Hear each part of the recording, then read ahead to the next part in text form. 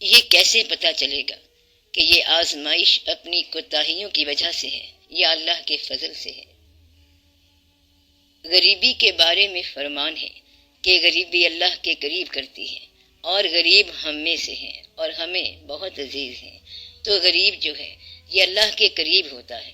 اور پھر ایک اور مقام پر ایک حدیث شریف میں ہے کہ ممکن ہے غریبی تجھے کافر بنا دے، اور جب غریبی کسی انسان پر آئی ہوئی ہے تو پھر یہ سوچنا چاہیے کہ یہ کافر بنانے والی ہے یا یہ اللہ کی مہربانی ہے۔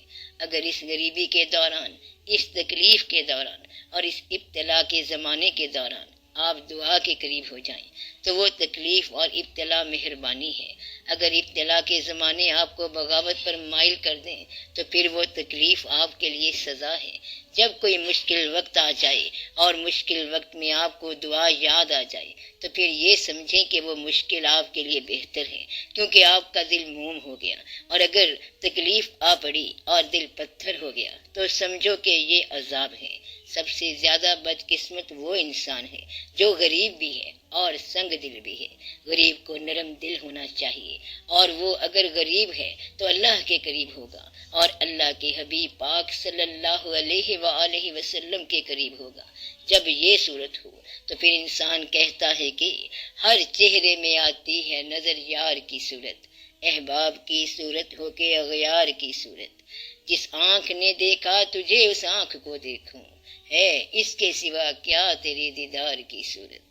تو دیدار کی لازمی صورت ہے کہ دیکھنے والے کو دیکھو اور اس طرح دیکھتے جاؤ، مگر زبان بند رکھو۔ حضور پاک صلی اللہ علیہ وآلہ وسلم کا فرمان ہے کہ جس نے مجھے دیکھا اس نے اللہ کو دیکھا، تو جس نے ان کے دیکھنے والوں کو دیکھا اس نے ان کو دیکھا۔ تو دیکھنے کا یہی ایک اصول ہے کہ دیکھنے والے کے دیکھنے والے کو دیکھو۔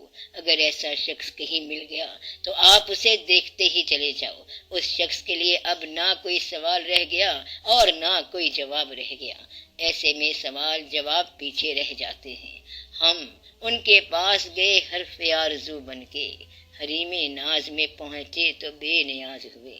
تو جب کسی کو اس محفل میں داخلہ مل جائے تو سوال وہیں کا وہیں رہ جاتا ہے۔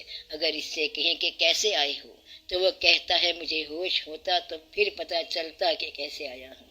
بس اتنی ساری بات ہے۔ اگر ہوش قائم رہ جائیں تو پھر وہ اور ہے، غیر ہے۔ یہ سب صرف اچھے من کی بات ہے، ورنہ تو کوئی منزل نہیں ہے، کوئی تلاش نہیں ہے، کوئی سفر نہیں ہے اور کوئی شہر نہیں ہے۔ اب میں آپ کو ایک کہانی سنا کر بات ختم کرتا ہوں۔ ایک تھا ہندو براہمن، وہ گنگا کے اشنان کو جا رہا تھا۔ راستے سے گزرا تو وہاں ایک چمار بیٹھا تھا۔ چمار نے پوچھا بابا کدھر جا رہے ہو؟ براہمن نے کہا گنگا اشنان کو جا رہا ہوں۔ اس چمار نے کہا کہ مائی گنگا کو میرا سلام کہنا اور میری طرف سے یہ 1 مائی گنگا کی خدمت میں پیش کر دینا۔ براہمن نے کہا کہ میں نے تو تمہارے پیسے کو ہاتھ نہیں لگانا، کیونکہ میرا دھرم بھرشٹ ہو جائے گا، لہٰذا تم اس کو گڑوی میں ڈال دو۔ اس نے اپنے میلے کپڑوں سے اور گندے ہاتھوں سے وہ ٹکا نکالا اور گڑوی میں ڈال دیا۔ براہمن وہاں گیا اور ٹکا گنگا میں ڈال دیا اور کہا کہ ایک چمار مائی گنگا کو سلام کہتا ہے۔ براہمن نے دیکھا کہ گنگا کے اندر سے ایک ہاتھ نکلا اور اس ہاتھ میں ایک طلائی کنگن تھا۔ آواز آئی کہ اس آدمی کو کہو کہ تمہارا سلام منظور ہے اور ہماری طرف سے یہ کنگن اس کو پیش کر دینا۔ یہ حال دیکھ کر براہمن نہانا بھول گیا اور وہ بھاگا دوڑا چمار کے پاس آیا، کہنے لگا کیا حال ہے مہاراج؟ چمار نے کہا میں مہاراج کدھر ہوں، میں تو چمار ہوں۔ براہمن نے کہا آپ ہی مہاراج ہو، کیونکہ میں نے مائی گنگا کو تمہارا سلام دیا تو مجھے یہ کنگن دیا اور کہا کہ اب میرا سلام بھی قبول فرماؤ۔ چمار نے کہا کہ اب یہ کنگن تم ہی لے جاؤ، میں نے کیا کرنا ہے، میں سونا تو رکھتا نہیں ہوں اور یہ میرے استعمال میں بھی نہیں ہے، آپ اچھے آدمی ہو، آپ اسے لے جاؤ اور استعمال کرو۔ براہمن بھاگا بھاگا گھر گیا اور بیوی کو کنگن دیا۔ وہ بہت خوش ہوئی کہ یہ تو بہت قیمتی چیز ہے مگر ہمارے کام کی نہیں ہے، ایسا کریں کہ یہ آپ راجا کو دے دو۔ اور براہمن نے وہ کنگن راجا کو دیا۔ رانی بہت خوش ہوئی اور اس نے کہا کہ دوسرا کنگن چاہیے۔ راجے نے دوسرے دن براہمن کو بلا لیا اور کہا کہ اس کے ساتھ کا کنگن لا دو ورنہ گردن مار دی جائے گی۔ وہ براہمن بڑا پریشان ہوا اور بھاگا دوڑا، پھر اس چمار کے پاس گیا اور کہا کہ مہاراج وہ راجا تو مجھے قتل کر دے گا، راجا نے کہا ہے کہ اس کے ساتھ کا کنگن لاؤ۔ اس نے کہا کہ یہ کیا مشکل ہے، جس قدرے پانی کے برتن میں وہ چمڑا رنگتا تھا، چمار نے جیب سے ویسا میلا ٹکا نکالا اور وہ اس میں ڈالا اور کہا من چنگا تو گھر میں ہی گنگا۔ وہیں سے وہ ہاتھ نکلا، وہیں سے کنگن دیا اور پھر غائب ہو گیا۔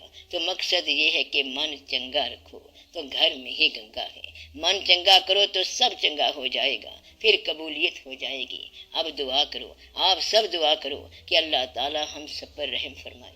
یا اللہ ہمیں اپنے راستے پر گامزن رکھنا، یا اللہ اپنے حبیب پاک صلی اللہ علیہ وآلہ وسلم کی محبت عطا فرما اور ہم پر یہی مہربانی فرما۔ اللہ تعالیٰ آپ کے مسائل حل کرے، اللہ سب کی مشکلات دور فرما اور ہمارے اندیشوں کو دور فرما۔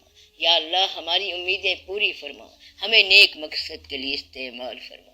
صلی اللہ تعالی علی خیر خلقہ و نور عرشہ افضل الانبیاء والمرسلین حبیبنا و شفیعنا محمد و آلہ و اصحابہ اجمعین برحمتک یا ارحم الراحمین۔